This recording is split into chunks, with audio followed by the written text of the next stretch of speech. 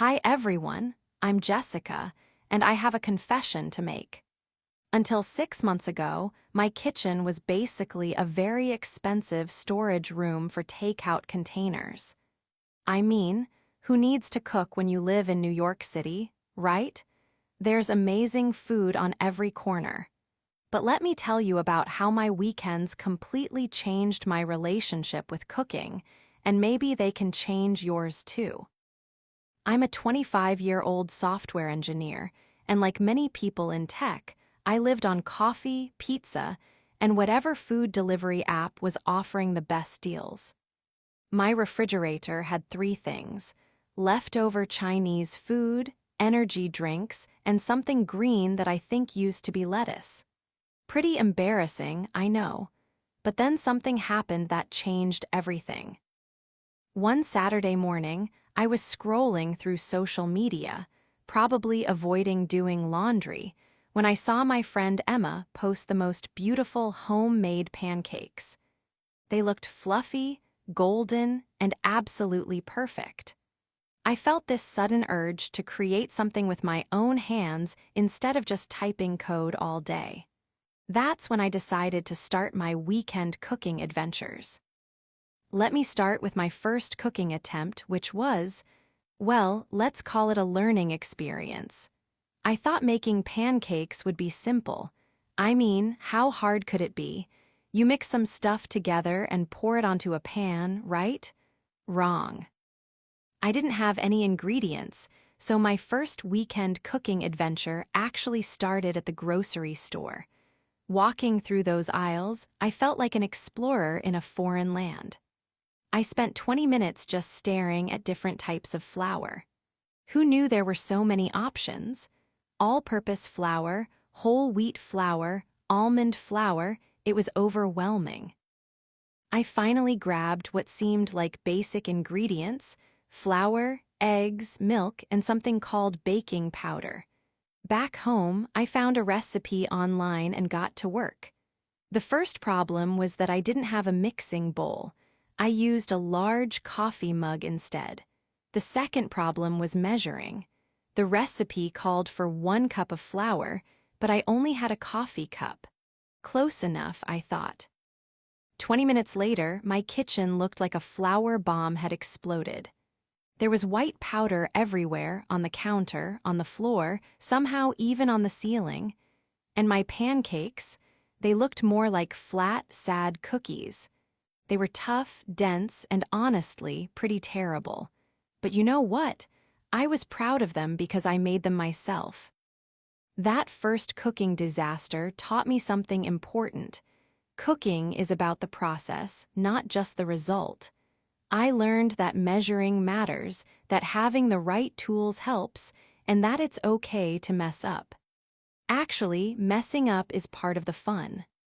After the pancake incident, I decided to take things slower. Instead of trying to cook elaborate meals, I started with simple things. The next weekend, I attempted scrambled eggs. Now, you might think scrambled eggs are foolproof, but I managed to burn them. I learned that medium heat doesn't mean as hot as possible, and that stirring constantly actually means constantly, not just when you remember. But I didn't give up. Each weekend, I tried something new. One Saturday, I made toast with avocado. It sounds simple, but choosing the right avocado was like solving a puzzle. Too hard, and you can't spread it. Too soft, and it's brown inside. I probably squeezed every avocado in the store before finding the perfect one. The following weekend, I tried making pasta.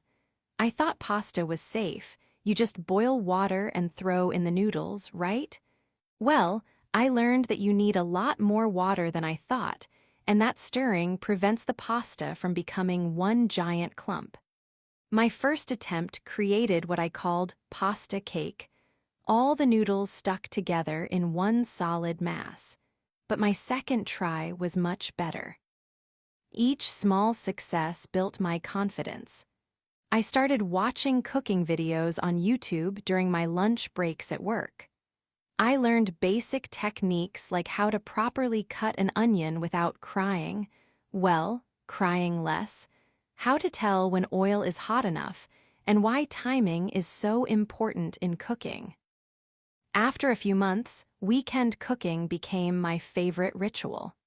Friday evenings, I started planning my weekend meals. I would browse recipe websites, make shopping lists, and actually look forward to grocery shopping. The store that once felt overwhelming became familiar and welcoming. Saturday mornings became my prep time. I learned to organize ingredients before starting to cook, something professional chefs call everything in its place. This simple practice changed everything. Instead of running around the kitchen looking for ingredients while something burned on the stove, I could focus on actually cooking. I started with breakfast experiments. After mastering basic scrambled eggs, I tried different variations with cheese and herbs, vegetables, and even some spices. Each Saturday breakfast became a small adventure. Some combinations were amazing, like eggs with spinach and cheese. Others, like eggs with cinnamon, were definitely learning experiences. Sunday became my bigger cooking project day. I started attempting things like homemade soup, simple stir-fries, and even baking. My first loaf of bread was more like a brick, but my apartment smelled incredible while it was baking.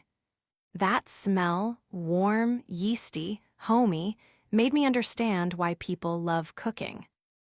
Let me share some of my kitchen mishaps that turned into valuable lessons. One time, I tried cooking salmon and created quite a bit of smoke, which set off the smoke alarm. That's when I discovered that fish cooks much faster than chicken, and it's wise to open windows when cooking foods with strong aromas. Then there was the exploding soup episode. I tried to make a fancy tomato soup and thought I could speed up the process by using high heat. The soup literally exploded all over my stovetop. I spent more time cleaning than cooking, but I learned that patience is a crucial cooking skill. But for every disaster, there were victories too. The first time I made a stir-fry that actually tasted like restaurant food, I felt like I had won a cooking competition. The vegetables were crisp, the flavors were balanced, and everything was ready at the same time. It was a small miracle. My proudest moment came when I successfully made homemade pizza. I made the dough from scratch, which seemed impossible at first. Kneading the dough was like therapy, rhythmic, calming, and somehow very satisfying. When that pizza came out of the oven, golden and bubbling, I felt like a real cook for the first time. These weekend cooking adventures taught me so much more than just how to make food. I learned patience. You can't rush good cooking. I learned planning. Having the right ingredients and tools makes everything easier. I learned that mistakes are okay and often lead to discoveries. I also learned about creativity. Cooking became my creative outlet after spending all week writing code. There's something magical about combining simple ingredients and creating something delicious and nourishing. It's like programming, but for your taste buds. Most importantly, I learned that cooking connects you to your food and yourself in a way that ordering takeout never can. When you make something with your own hands, you appreciate it more. You understand what goes into it, and you feel proud of what you've created.